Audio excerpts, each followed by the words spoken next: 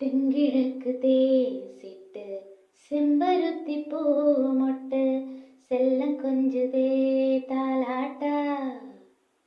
எத்தனையோ காலோ ஆராத வானவில் வந்தது போல் நீ பேச. உச்சியிலா நீந்தும் ஆகாசமீனே நான் துள்ளிடுவே ஆசை.